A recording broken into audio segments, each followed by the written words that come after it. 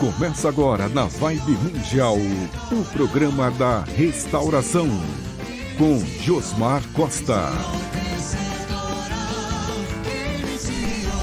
Shalom, shalom a você que está me ouvindo pelo 95,7 FM, você que está me assistindo pela Vibe Mundial FM ou pelo nosso podcast da restauração no YouTube.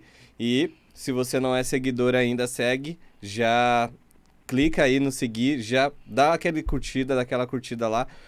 Lá no Instagram também, podcast da restauração, tá bom? Segue a gente e apoia o nosso programa, tá bom? Hoje eu quero começar o programa falando de Atos 15, versículo 1.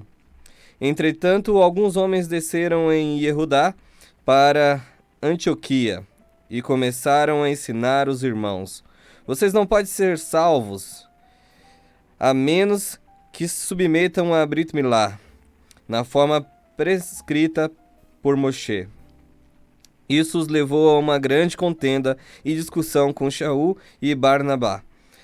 Por isso, a congregação designou Shaul e Barnabá e alguns outros para propor estas Sheilá aos emissários e anciões em Jerusalém. E para falarmos sobre isso, nós temos aqui o pastor. Hoje nós temos ele, o pastor Daniel, aqui no programa. A todos. Shalom, shalom. Bem-vindo ao programa. Prazer imenso estar aqui nessa tarde falando sobre esse tema que é muito importante. A gente que defende a visão da restauração, a gente que veste a camisa da visão da restauração, é muito importante a gente entender o significado e a diferença, o que é restaurar e o que é judaizar. As pessoas confundem muito restauração com ser judaizante. Sim. E o que vai esclarecer o que é restauração e o que é judaizante é a gente entender o que é tratado aí no Concílio de Jerusalém, o famoso Concílio de Jerusalém, né? Sim. E o que é uma igreja restaurada, assim, na sua visão? Para ser uma igreja restaurada tem que colocar kippá, talit, fazer todos aqueles rituais? Então, é justamente sobre isso que a gente vai falar hoje. Eu vivo na prática, né? Eu tenho um pequeno trabalho no interior de São Paulo, a comunidade Rafá, onde nós celebramos as festas bíblicas, onde nós ensinamos a respeito do que é as leis alimentares, nós ensinamos a respeito do Shabat, porém nós fazemos tudo de forma equilibrada, porque Sim. Nós vemos muito extremismo no meio aí do pessoal da Techuvá, do judaísmo messiânico nazareno. A gente vê muito extremismo. Sim. Então o problema que ocorre dentro da igreja evangélica, também no meio do judaísmo messiânico, é o extremismo. Sim, tem uma diferença enorme entre o judaísmo messiânico hoje e até as igrejas. As igrejas acham que isso que você falou sobre guardar o Shabat, guardar as festas, celebrar as festas, guardar as leis alimentícias já é judaizar, né? E no judaísmo messiânico de hoje, que com certeza, né, a fé cristã se dividiu em várias partes. O judaísmo messiânico hoje também está se dividindo em várias partes. E alguns judeus messiânicos acham que você tem que se converter ao judaísmo e ser judeu. E aí, hoje o senhor vai falar sobre isso. Vamos falar primeiro sobre a igreja. O que nós cremos é que a igreja ela tem que voltar para a doutrina dos apóstolos, porque o que nós vemos nos dias de hoje é uma igreja que segue dogmas católicos. Eu costumo dizer que a pessoa saiu do catolicismo, mas o catolicismo não saiu de dentro da pessoa. Sim. A pessoa está dentro da igreja evangélica praticando dogmas católicos. Praticamente mais de 70% das doutrinas e dos costumes que nós vemos nas igrejas são dogmas católicos, não tem fundamento bíblico. Então, quando a gente fala sobre restauração, a gente está falando sobre voltar à igreja do primeiro século, Sim. como era no tempo dos apóstolos. Porque se você pesquisar, você vai ver que a igreja do primeiro século não tinha as práticas que a igreja atual tem. Sim. certo? É um tema muito polêmico, muitos não vão gostar do que eu vou falar, mas a verdade tem que ser dita. Por exemplo, as pessoas dizem que nós somos judaizantes porque nós celebramos Pentecoste. Mas como você diz que você é crente pentecostal e não celebra Pentecoste? Não tem como ser pentecostal. Não tem fundamento. Isso é engraçado porque na igreja pentecostal mesmo, ou até mesmo nas outras igrejas, eles acham que Pentecoste não era nenhuma festa. Era algo que aconteceu com os discípulos de Jesus e virou um Pentecoste. Então, o pessoal não sabe o significado da palavra Pentecoste e diz que eu sou pentecostal. Não faz sentido nenhum. Outra coisa, por exemplo, as pessoas dizem que nós somos judaizantes porque nós celebramos tabernáculo, Pêssah e outras festas bíblicas. Não são festas judaicas, são festas bíblicas. Sim. A palavra de Deus diz, o Eterno diz, minhas festas. Sim. Então são festas bíblicas. Dizem que nós somos judaizantes porque celebramos as festas bíblicas de forma equilibrada. Em compensação, a gente vê baile funk gospel dentro da igreja, Sim. a gente vê carnaval gospel dentro da igreja, a gente vê festa do Havaí dentro da igreja. Então, se essas festas aí são festas do mundo e estão sendo celebrados dentro da igreja, eles estão praticando qual evangelho? Sim. Qual é a base bíblica que eu tenho para fazer um baile funk gospel? Qual é a base bíblica que eu tenho para fazer festa do Havaí dentro da igreja? Sim. Agora, as festas bíblicas são mandamentos. Nós precisamos entender que os mandamentos são eternos. Porém, a gente sabe que os mandamentos, eles são divididos. Por exemplo, tem mandamento que é só para homem, tem mandamento que é só para mulher, tem mandamento que é só para sacerdote, tem mandamento que é universal, que é as chamadas 7 leis de Noé. Não roubar, não matar, não adulterar, não maltratar animais, não praticar idolatria, não cometer injustiça. Essas são as 7 leis universais de Noé, que todo ser humano tem que cumprir. Sim. E o judaísmo ortodoxo deixa bem claro, nós, gentios, não somos obrigados a se converter ao judaísmo para herdar o Olam Rabban, o mundo vindouro, a vida eterna. Nós não somos obrigados a se converter ao judaísmo, a gente tem que só apenas cumprir as 7 leis de Noé. Sim. Se a pessoa quiser se converter ao judaísmo, aí é uma coisa pessoal dela, mas não é obrigatório se converter ao judaísmo para você herdar a vida eterna. Então, as festas bíblicas, para nós que somos gentios, eu entendo que é um convite que o Eterno faz para nós. Porque as festas bíblicas, quando a gente estuda o contexto no hebraico, são o quê? Tempos determinados ou um encontro marcado com o Eterno. Você tem um encontro marcado com o Eterno em toda a festa bíblica. E toda a festa bíblica revela um pouco mais a respeito de Yeshua. Sim. Toda a festa bíblica que nós celebramos, Yeshua é exaltado, Jesus Cristo é exaltado. Toda a festa bíblica, Jesus Cristo é o centro. Sim. Desde Purim até Hanukkah. Sim, verdade. Nós vemos Yeshua representado no Purim ali, ó, Esther, que ela arriscou a vida dela pelo povo judeu, para salvar o povo judeu. Então a gente vê a tipificação de Yeshua, de Jesus ali. Sim. Nós vemos Jesus no templo, em Hanukkah. O Evangelho de João menciona isso. Sim. A luz do mundo. Então, em todas as festas bíblicas nós vemos Jesus. Então, nós somos convidados a celebrar as festas bíblicas. Por que nós estamos sendo judaizantes se nós estamos fazendo aquilo que Jesus fez? Agora ninguém viu Jesus celebrando Natal, né? Então, aí é onde a gente arruma muita inimizade. Porque Jesus não nasceu dia 25 de dezembro, todo mundo sabe. Jesus, todo mundo sabe que essa data foi escolhida porque existia a idolatria ao Deus Sol. Sim.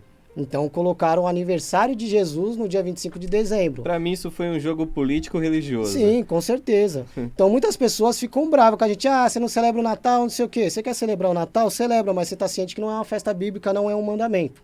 Sim. É uma tradição. E até entra nessa questão também do judaizante. Por exemplo, o cristão celebra o Natal porque ele gosta, porque ele sente que é uma data especial, mas ele não celebra com medo de ir para o inferno.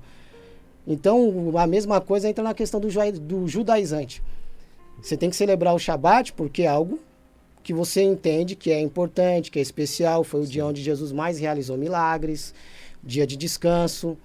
Falando no linguajar pentecostal, o dia de você receber renovo. Shabat para nós é isso. Só que aí o judaizante quer falar o quê? Se você não guardar o Shabat, você vai para o inferno. Tem uma igreja centenária aí que ensina sobre o Shabat da seguinte forma: que a pessoa que viola o Shabat toda semana é semelhante a uma pessoa que comete um homicídio toda semana. Tem um vídeo na internet, aí pesquisa que você vai ver um pastor de uma igreja centenária pregando isso. Se isso não é uma doutrina judaizante, é o quê? E essa igreja não usa kippah, não usa talit, não toca shofar. Se isso não é uma doutrina judaizante, é o quê? Sim. E fora também que nós vemos dentro do judaísmo messiânico, falsos judeus messiânicos ensinando que todo mundo tem que sair da igreja evangélica e ir para uma sinagoga messiânica. Que todo gentil tem que fazer a circuncisão. Sendo que foi tratado no concílio de Jerusalém que os gentios não são obrigados a circuncisar. Sim. E para quem acha que esse tema é algo que só Paulo diz, pesquisem a fundo que vocês vão ver que Maimônides compartilha do mesmo pensamento do apóstolo Paulo. O Maimônides disse que o Ger Toshov, que seria um estrangeiro gentil que reside no meio de Israel, que abandonou a idolatria para viver os princípios da Torá de acordo com a aplicabilidade que cabe aos gentios. Não precisa fazer a circuncisão. Sim. E nós estamos vendo muito no meio do judaísmo messiânico um monte falando que tem que fazer circuncisão para poder, por exemplo, celebrar a Pessa. Verdade, verdade. Tem muito isso mesmo, realmente. E a igreja que está hoje em dia vendendo mezuzá, usando talit, tem cada coisa que é difícil até falar online, né? Que vai para o mundo todo esse... Então, é que nem eu até comentei com meu filho antes de vir. Ele falou, você vai arrumar muito hater, né? Mas eu vou ter que falar a verdade, irmão. Verdade. Tem mulheres usando talit na igreja hoje em dia. E nem sabem para que serve. Teve uma pessoa que me falou que era um manto espiritual. Então, esse é o problema. As pessoas se apaixonam por Israel, se apaixonam pelo judaísmo, não pesquisa, não entende e quer fazer do jeito que acha que tem que ser feito. Mas a gente tem que saber o significado de cada elemento e usar as coisas com sabedoria. Por exemplo, eu já vi pessoas pegar o talit e jogar em cima do púlpito como se fosse uma toalha de mesa. Sim. O pessoal não sabe o significado de um talit. Eu, por exemplo, eu não estou aqui de talit hoje. Quem congrega comigo sabe que eu só uso talit geralmente nas festas bíblicas. Eu não uso talit todo culto. Porque não faz sentido você usar talit em algumas ocasiões. E a gente vê, por exemplo, igreja que toca shofar todo culto. Sim. Não faz sentido nenhum, não tem base bíblica para isso. O shofar tem a época específica para ser tocado. A pessoa usa talit e não sabe o significado. A pessoa tá com o talit, com o kippah e com um pedaço de bacon na mão. Aí, qual é a coerência disso aí? Sim. Então, se você não pratica kashrut, né, as leis alimentares, eu acho melhor você não usar talit. Porque senão você vai estar entrando numa contradição total. E outra coisa que é muito importante, que eu tenho que falar isso porque está chegando a época. É polêmico, mas eu preciso falar. Está chegando o Yom Kippur. Sim. Tem igreja que faz o Yom Kippur, mas faz o Yom Kippur da seguinte forma. Você tem que dar uma oferta de Yom Kippur para receber perdão, para receber bons decretos, para que as maldições sejam quebradas e coisas do tipo. Eu sou bem categórico em dizer... Não importa se é pastor, se é bispo, se é apóstolo, se diz que é judeu messiânico. Se falou que você tem que dar oferta de Yom Kippur, cai fora. Sim. Cai fora que isso daí é furada. Não existe oferta de Yom Kippur.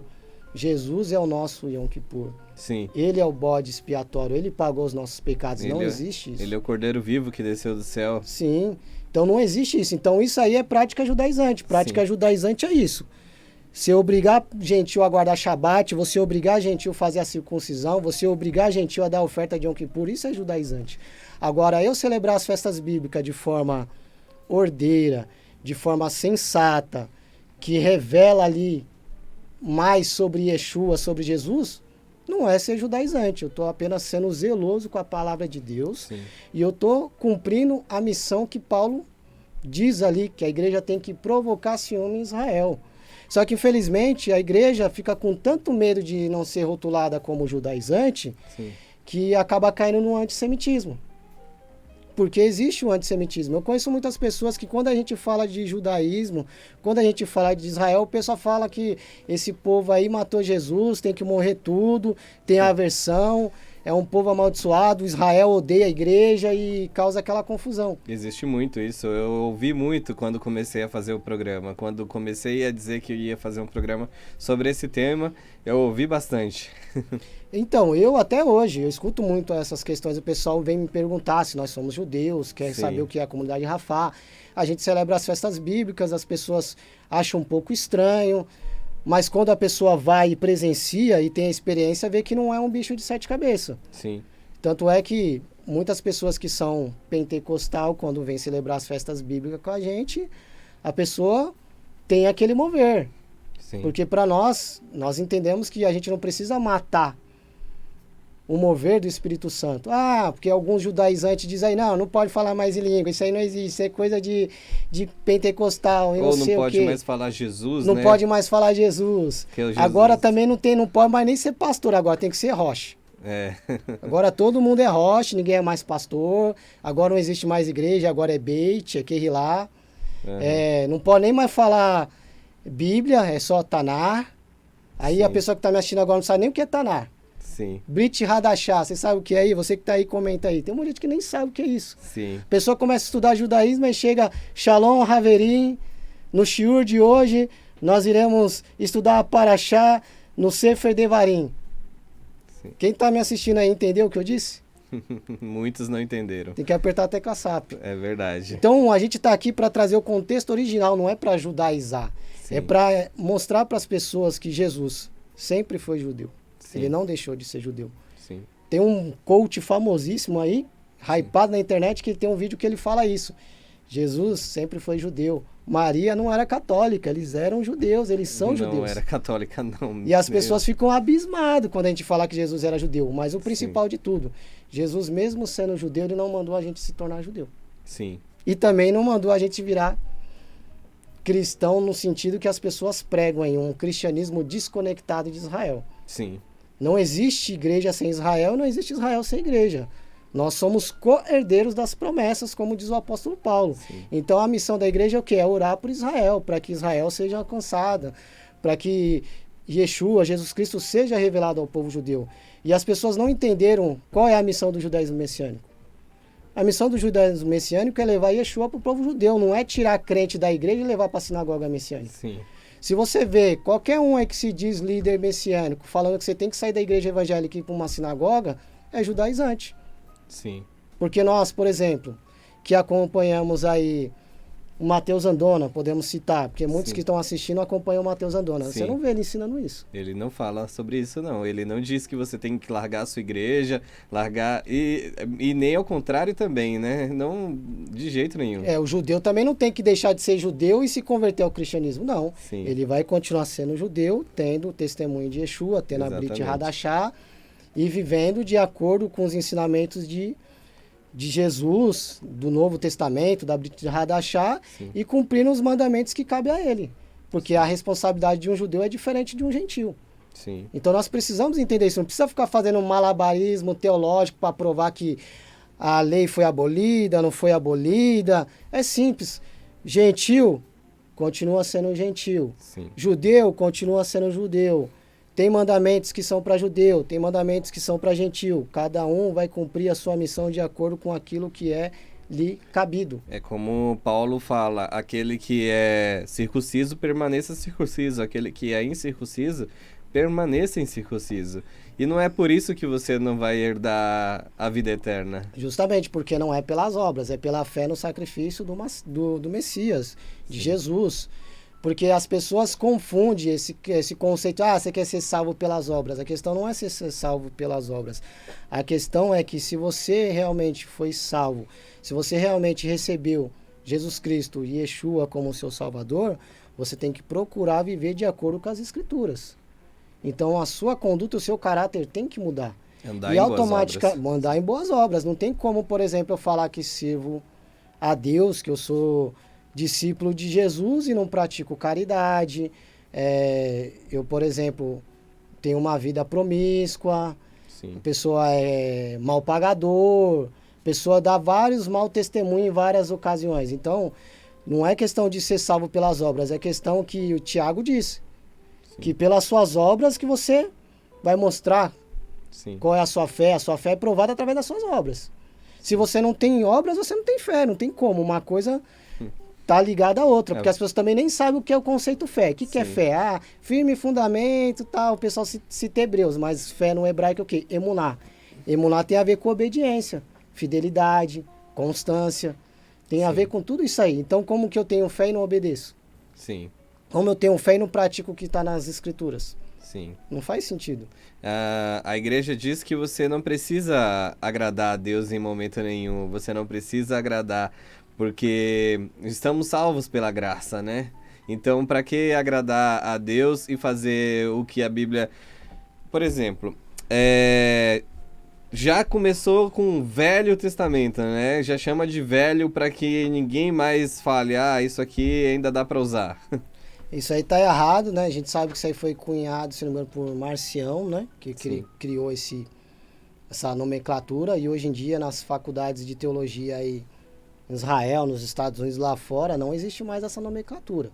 Lá fora você pode ver que eles usam o termo Bíblia hebraica. Uhum. Até no canal History, quando você assiste documentário da Bíblia, eles falam a Bíblia hebraica disso. Eles não falam Velho Testamento. Sim. Então isso daí é coisa que já está ultrapassada. A nossa teologia, infelizmente, ela está muito ultrapassada. Muito conteúdo que a gente tem acesso, você não vai encontrar nas escolas de teologia do Brasil.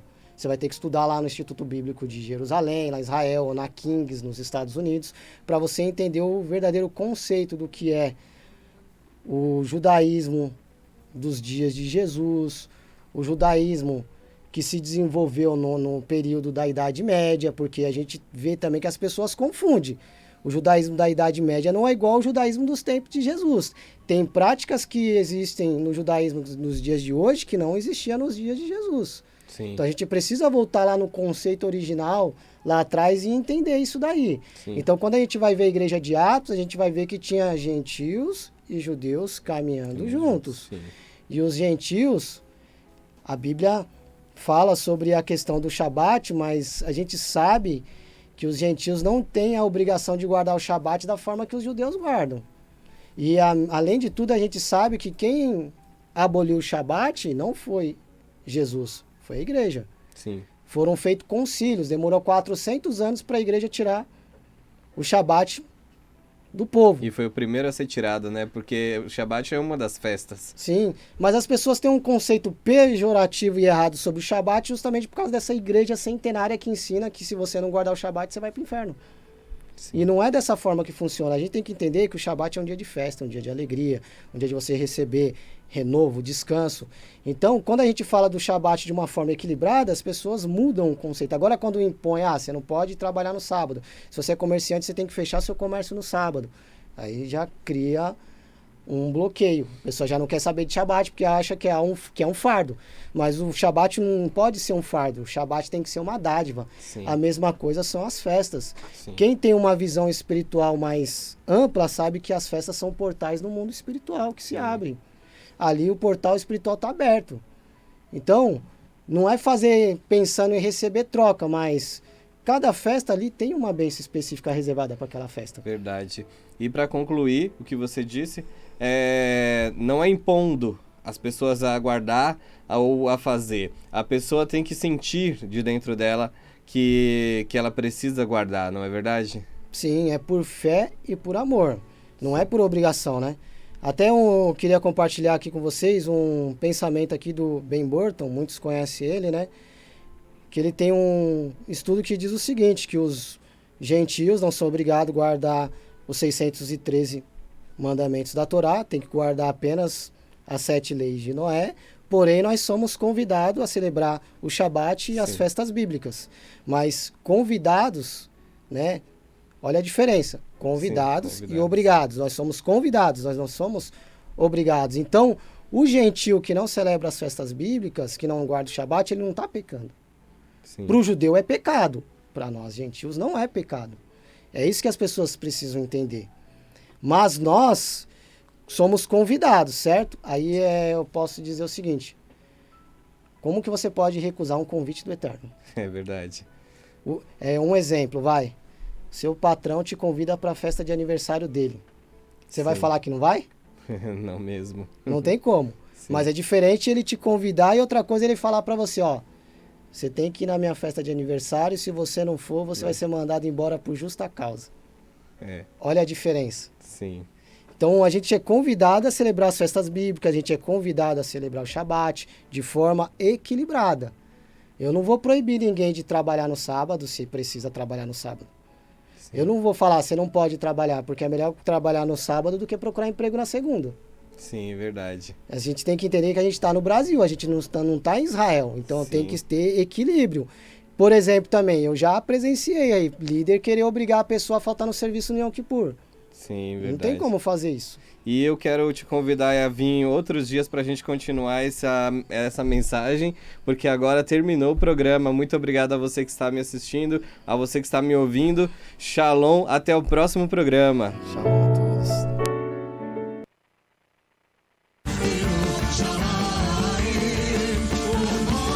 Você acabou de ouvir na Vibe Mundial